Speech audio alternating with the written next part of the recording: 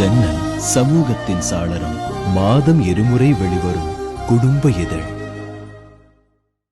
பாபு என்னோட நெருங்கிய நண்பர். அதாவது நண்பர் நிறைய பேர் இருப்பாங்க. நண்பர் குடும்பத்துக்குள்ளேயே என்னால் பேசக்கூடிய நண்பர் கொஞ்சம் பேர் தான் இருப்பாங்க. பாபு வீட்டில் அவங்க மனைவி மகன் எல்லாருக்குமே நான் நட்பா பேசக்கூடிய ஒரு சில நண்பர்கள் பாபு எனக்கு சிறந்த நண்பர். நான் ஃபிலிம் இன்ஸ்டியூட் படிக்கிறது ஏறக்குறைய 30 வருஷமா நாங்கள் இந்த நட்போட இருக்கோம். நான் செம்பருத்தி ஆரம்பிக்கும் போது அவர் கடற்புறா 2 பேருமே கடல் இருக்கணும். அவர் கடற்புறா உண்மையாவே அந்த பாட்டு அந்த சின்ன இதுல மிகப்பெரிய இளையராஜா பொருள் வச்சுட்டு இருந்த காலகட்டத்தில் அந்த பாடல் கூட ஏறக்குறைய மிகப்பெரிய வெற்றி அடைஞ்சது அந்த பாடல். அப்பதான் ஒரு மியூசிக் உருவாக்காரு. அந்த கடல் புறா இன்னைக்கு காட்டு புறா இன்னைக்கு கைக்குழந்தையா பார்த்த ரிஷி இன்னைக்கு மிகப்பெரிய இம்பாக்ட் இருக்கான். ஒரு சிறந்த வாழ்த்துக்கள். நான் அதே விஷயம் சொல்ல நினைச்சேன். சொன்னதுக்காக சொல்ற மாதிரி ஆயிடக்கூடாது. ஒரு மாசம் முன்னாடி எனக்கு பாபா ஃபோன் பண்ணும்போது என்னோட பையன் நல்லா கிரிக்கெட் ஆடுவான். இந்த சிசிஎல்ல அவங்க இது பண்ணிட்டாங்க, அவாய்ட் பண்ணிட்டாங்க. அது இது பண்ணணும் என்ன சொன்னா, அது நமக்கு சம்மந்தம் இல்லாத விஷயம் இல்லை பாபு. ஆர்டிஸ்ட் பண்றாங்க.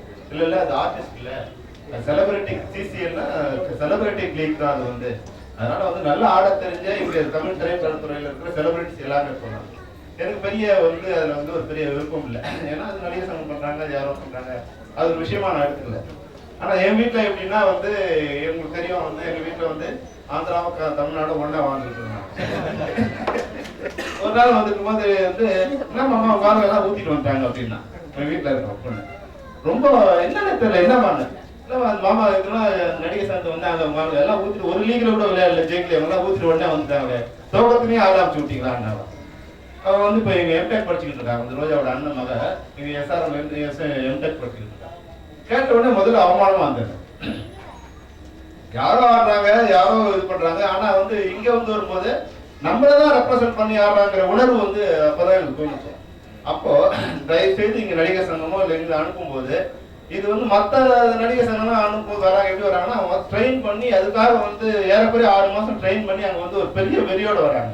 அப்ப இங்கிருந்து அனுப்பும் போது நிச்சயமா ஏதோ ஒரு நடிகர் சங்கத்துக்கு சம்பந்தப்பட்ட விஷயம் இல்ல, ஒரு நடிகர்களுக்கு சம்பந்தப்பட்ட விஷயம் மட்டும் இல்ல, ஒரு இனத்துக்கு சம்பந்தப்பட்ட விஷயமா ஆயிடுச்சு. இப்ப தமிழ்நாட்டு நடிகர்கள் சினிமா நடிகர்கள் விளையாடுறாங்கிற மாதிரி ரெப்ரசென்ட் பண்றதால தயவு செய்து நடிகர் சங்கம் நெக்ஸ்ட் டைம் அனுப்பும்போது தமிழ் திரைப்படத்துறையோட கலந்து ஆலோசித்து மிகச்சிறந்த கிரிக்கெட் பிளேயர்களை இல்ல கிரிக்கெட் பிளேயர் ஆடக்கூடிய நடிகர்களை இல்ல ஆடக்கூடிய நடிகர்களை ஒரு 3 மாசத்துக்கு முன்னாடி தேர்ந்தெடுத்து அவங்களதான் இந்த இதுக்கு அனுப்பணும். ஏன்னா இது எங்களோட அவமானது. என் வீட்டுல கூட நாளைக்கு கிண்டல் பண்ற மாதிரி ஒரு சூழ்நிலை வந்துடக்கூடாது. இதே நிலைமை வேற எங்கேயும் கூட வரும் இல்லையா? அதனால தயவுசெய்து நடிகர் சங்கத்துக்கு இந்த சந்தர்ப்பத்துல என்ன ரிஷியை சம்பந்தமா எனக்கு 2 தடவை பாபுடைய ஃபோன் பண்ணாரு. அவர் கேஸ்ல கூட்டு இருந்தாரு. எங்களுக்கு கேஸ்ல லீகல் எடுத்து நண்பர் தான் மேடையில் நண்பர் இல்ல நல்ல பிளேயர் தான். அதனால அதை மிகச்சிறந்த அதை இந்த காட்டுப்புறாவோட இசை வெளியீட்டு விழாவில் ஊடகத்தின் மூலமா இருக்கிற எல்லாருக்கும் அதை நான் தெரிவிக்கணும்னு நினைக்கிறேன். உண்மையா ஜானு சாஸ்திரி நிச்சயமா அவர் நினைச்சா பண்ண முடியும்.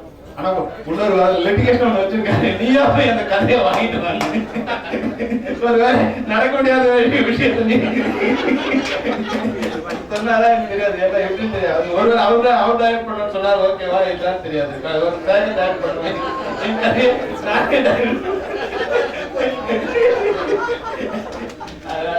உண்மையா அவர் அந்த கதையில அது மாதிரி ஒரு கதையில ரிஷிகாந்த் இந்த இது பண்ணக்கூடிய நான் முன்னாடி பார்த்தேன். ஜாகுவார் தங்களோட பையன் அந்த காலை ஸ்ட்ரெச் பண்ணி பண்ணக்கூடிய ஒரு பாடம் ஸ்டில் பார்த்தோம்னு இது மாதிரி இல்ல. அது மாதிரி நம்ம பசங்களை தேர்ந்தெடுத்து ஒரு படம் பண்ணி அவங்க டெவலப் பண்றதுக்கு ஒரு இதுவா இருக்கணும்னு இந்த சமயத்துல உங்க எல்லாரும் கேட்டு அருள் சார் பார்த்தா முன்னாடி ஒரு ஜிப்பா போட்டு டிஸ்ட்ரிபியூட் மாதிரி இருந்தாரு.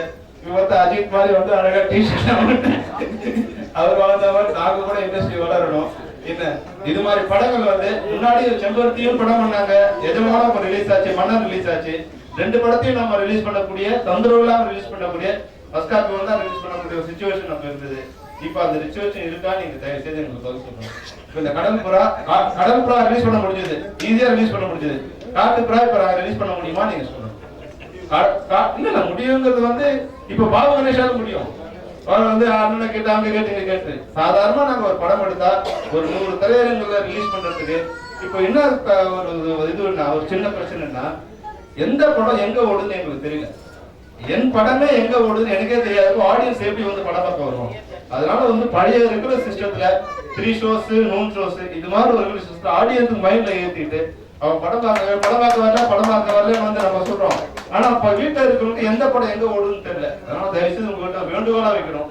எங்களை காலி பண்ணிட்டாங்க, அப்புறம் இப்ப டிஸ்ட்ரிபியூட்டர்ஸ் கொஞ்சம் இருக்கீங்க, நீங்க உங்களையும் காலி பண்ணிடுவாங்க. இப்ப என்ன முன்னாடி இதுதான் இப்ப வந்து ஒரு புரோக்கர்ஸ் தான் இப்ப வந்து எல்லா இடத்துலயும் வாழ்ந்துட்டு இருக்காங்க. முன்னாடி என்னன்னா இப்போ ரிலையன்ஸ் ஊர் அவங்களாம் வரும்போது இப்போ சித்தூர் பக்கத்துல வந்து அந்த பாம்புல வந்து அவங்க தான் கலெக்ட் பண்ணி வந்து இவங்களுக்கு ப்ரோ இது கொடுத்துருக்காங்க. அப்புறம் என்ன பண்ணா எவனே வந்து ஏறக்குறைய வந்து 12,000 ஏக்கர்ஸ் அவனே வந்து கண்ட்ரோல் எடுத்துட்டான். எடுத்துட்டு இப்போ இங்க மிகப்பெரிய இந்த மூரு பிக் பஸார் இவன் அவன் மிரட்டான். ஏன்னா எங்கிட்ட 12,000 ஏக்கர்ஸ் இருக்குங்க. 12,000 ஏக்கர்ஸ்ல ஒர்க் பண்ற விவசாயிகள் என்ன சொல்றான், நீ உற்பத்தி பண்றதை நான் தான் வந்து கொண்டு போய் சகிக்க முடியாது. அப்போ அங்க உற்பத்தி பண்ணாமலும் வாழ முடியல, விற்கிறவங்க வாழ முடியல. அதுதான் அன்னைக்கு இண்டஸ்ட்ரியோட இதோட விவசாயிகள். அதே நிலைமை இப்ப இண்டஸ்ட்ரியில இருக்கு. படம் எடுக்கணும்னு வாங்க முடியல, டிஸ்ட்ரிபியூட் பண்றதுன்னு வாழ முடியல. அப்ப நமக்குள்ள இருக்க யாரோ ஒரு தேர்ட் பார்ட்டி இல்ல யாரோ ஒரு புரோக்கர் தான் வந்து நம்மளை கண்ட்ரோல் பண்ற ஒரு நிலைமை இன்னைக்கு தயவுசெய்து இண்டஸ்ட்ரியில இருக்கு. நீங்க எல்லாம் இது வந்து கழிவு பண்ணி பெரியார் மட்டும் வாழணும் சொல்லுவேன். பெரியாரும் வாழணும், சின்னாரும் வாழணும். இது போல ஒரு சுமூகமான நிலையை ஏற்படுத்தி கொடுக்க நீங்க தயவுசெய்து நீங்க எங்களுக்கு உதவி பண்ணணும். வந்து ஜன்னல் சமூகத்தின் சாளரம் மாதம் இருமுறை வெளிவரும் குடும்ப இதழ்.